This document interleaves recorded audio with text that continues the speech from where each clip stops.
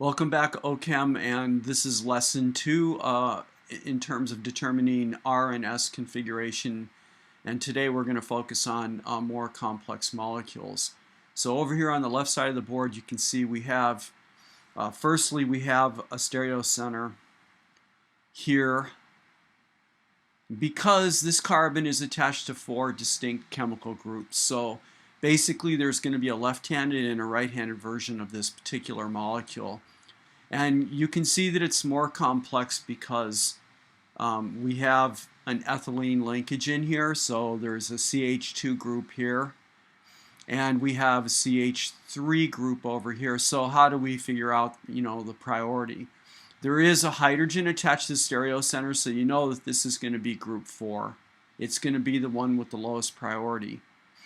And when we move out from the stereocenter to the first atom that we encounter going in any direction, here we encounter an oxygen which has an atomic number which is greater than the carbons in either case, and so we know that this is going to be a group the highest priority, so I'm going to call it group number 1.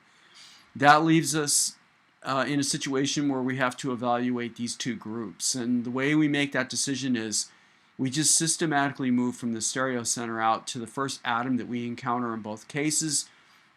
We hit a carbon in both cases, which is identical. So then the question is, what happens when we move off of this particular carbon and this particular carbon? And you can see up here in this case here, all right, that no matter which direction we move from this carbon, we're going to end up on a hydrogen. In the carbon over here on the other side, you can see that in two directions we're going to run into another hydrogen, which is similar to the methyl group over here. But in one of the directions we come to another carbon. So this group here is prioritized to be second to the hydroxyl group, and that makes this group third. Now, in order to determine the R or S configuration, what I always suggest is to move the molecule in the minimum number of alterations as possible in order to avoid accidentally inverting the configuration. So what I'm going to do with this molecule is literally just rotate the hydrogen back a little bit and to the right. So we're going to go back in this direction, and then we're going to rotate a little bit this way. So what I want to end up doing is basically bringing out group 2 and 3 so that it has a wedge configuration similar to this. So what this is going to look like is we'll have the central carbon, and then the hydroxyl group is going to be here like this. All right, and the methyl group is going to be looking like this, and then the ethylene is going to be like this, and then if you we can just cheat this a little bit and just go like that, just to make the point. All right, so then I'm going to put my numbers in. So this is highest priority group number 1 here.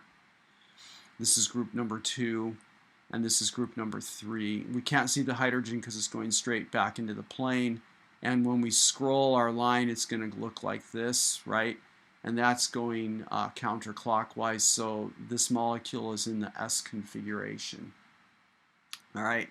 Now let's go ahead and take a look at another example. All right. And for this one, hold on one second. For this one, we're going to move into the more sophisticated notation on this, which you guys are familiar with.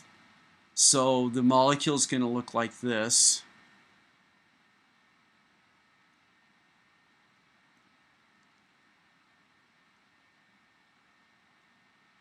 And this is a hydrogen, and then we have a wedge going to a Cl. All right.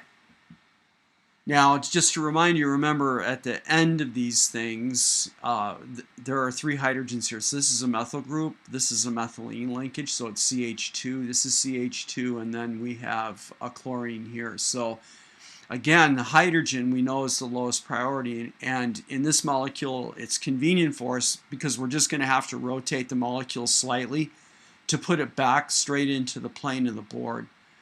And then the chlorine has, so again, the way we prioritize is we move off of the central stereocenter or the stereocentric carbon, and we move out from there. So from this position to here, we hit a Cl. So this is going to be our top group. I'm going to change the color. So this is going to be number 1.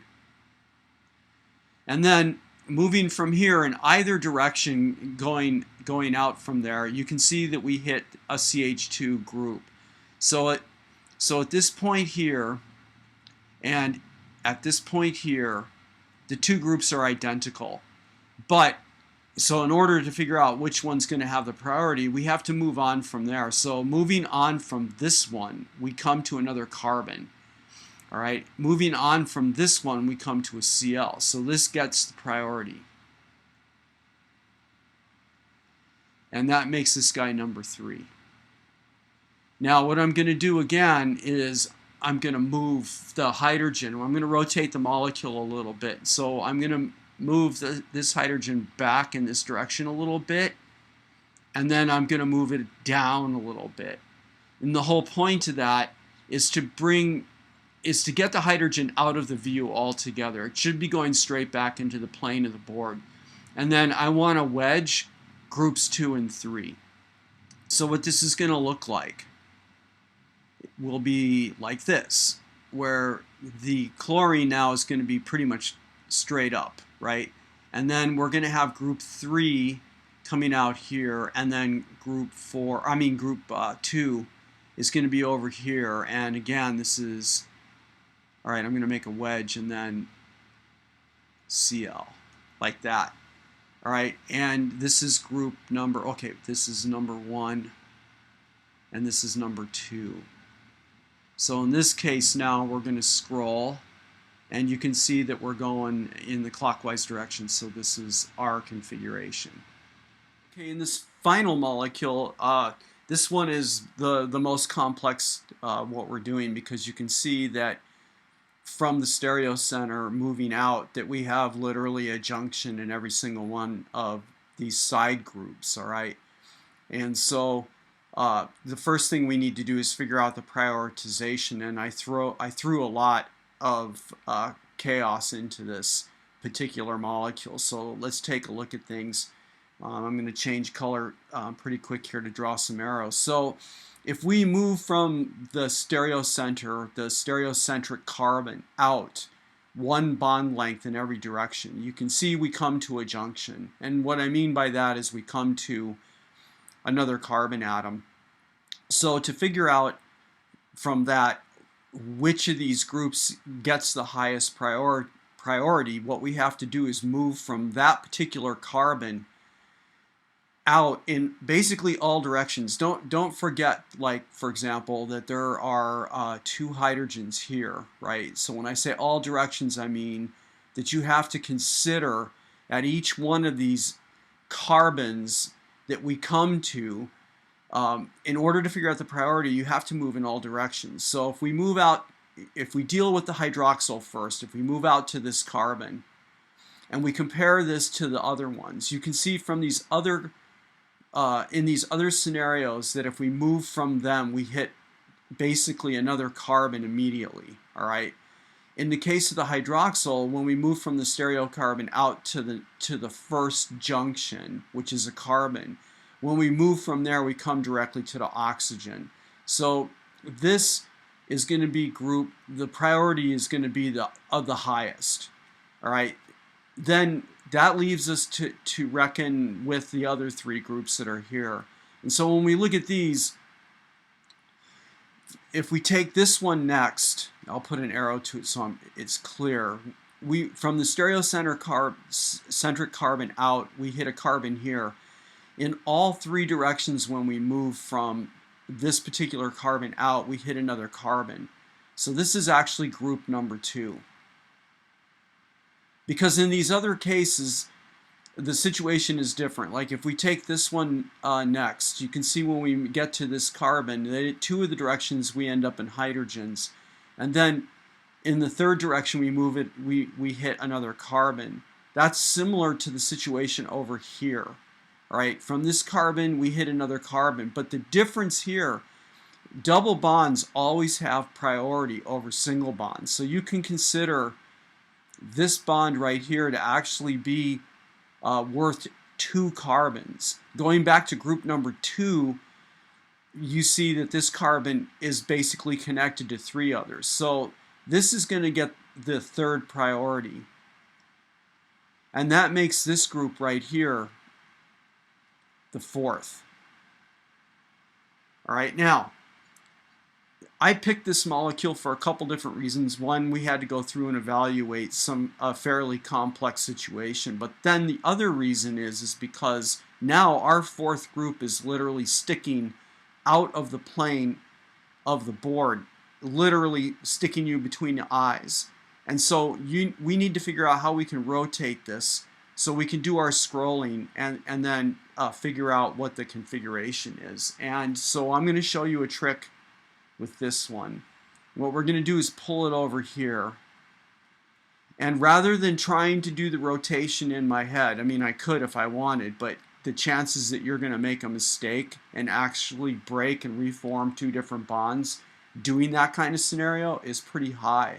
So what I vote for, and the way I handle this, is to keep group number 4 sticking out of the board. And what we're going to do is rotate this a little bit. So I'm going to bring it, see if I can draw this. I'm going to bring it this way a little bit. And that arrow is not pointing to the left. It's literally pointing out of the board and to the left. So we're going to just take and tweak the molecule a little bit. So I'm going to redraw the stereocenter here. And now we can no longer see group 4 because literally it's coming out of the plane of the computer and sticking you literally between the eyes. Now what that's going to do is it's going to put, more acutely, it's going to put group number 1, and instead of drawing the whole molecule now, I'm just going to use the number, more directly back. And group number 3 is going to be coming off like this. And group number 2 is going to be coming off more like this. So now when we do the scrolling, it's going to be like this, and you can see that it's counterclockwise. So this would be S. Now, before you have your knee-jerk reaction and stick your toes up in the air, you need to realize that this is actually not the configuration of the actual molecule, because we did the configuration of the molecule basically upside down. And so if you choose to do the configuration this way, you need to realize that you have to flip it. So this is actually the R configuration for this molecule. That's the correct configuration. And with that, I'm going to conclude lesson 2. See you on the other side.